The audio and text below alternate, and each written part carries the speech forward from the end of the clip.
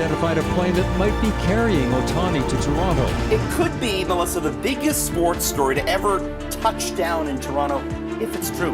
He is en route to Toronto right now.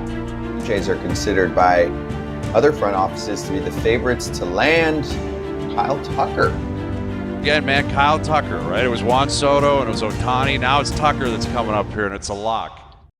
It's happening again. As the offseason rolls around, the Jays will be in on the number one free agent in this year's market. His name is Kyle Tucker, a left-handed outfield slugger with superstar potential. He's had some really good years, but his most recent season was plagued by a broken finger. Around the time of the GM meetings more than a week ago, MLB insiders begun writing about his potential market, including an early frontrunner, which he deemed to be the Jays. Here we go again.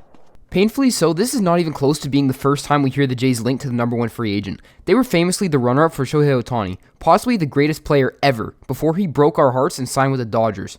We all thought he was on a plane to Toronto, but boy were we wrong. Last year, this all took place in the form of Juan Soto, a premier young slugger that the Jays thought could bring loads of juice to a weak Toronto offense. At some point, rival executives allegedly thought they would wind up being the highest bidder.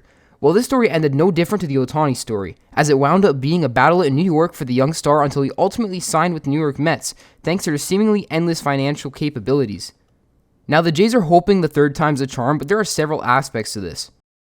Starting off with number one, how much money do they have to spend this winter, and where does Bichette stand in all this? The Blue Jays just went on an extended playoff run that got them 2 outs away from winning the World Series, and so presumably, Rogers swelled the coffers during all this and have got big bucks to spend to get them back to the World Series. But how much is that? Jeff Passan, ESPN's baseball insider, wrote that the Jays could, quote, conceivably sign both. Now, there's obvious reason for skepticism, as both players would command contracts north of $300 million each. So if they did somehow sign both, does that mean the rotation doesn't get an upgrade? Does that mean the bullpen gets neglected? We don't know the true financial constraints of this team, and I'm honestly not sure which I'd rather. Just Bo and a rotation upgrade, or Bo and Tucker?